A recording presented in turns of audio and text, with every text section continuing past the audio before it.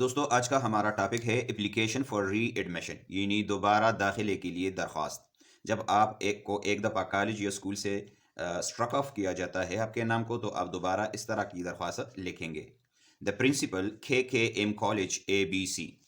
तो KKM college की जगह आप अपने कॉलेज का नाम लिखें। ABC जिस शहर से आपका ताल्लुक़ है या जिस शहर में आपका कॉलेज है वो लिखें।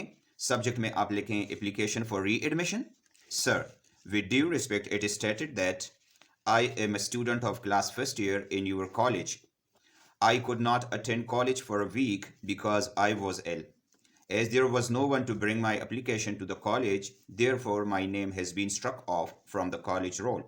It is requested in your honor to grant me readmission so that I may continue my studies. I shall be thankful to you for this act of kindness. Yours obediently, XYZ. Roll number 44551, December 3, 2022. Thank you for watching.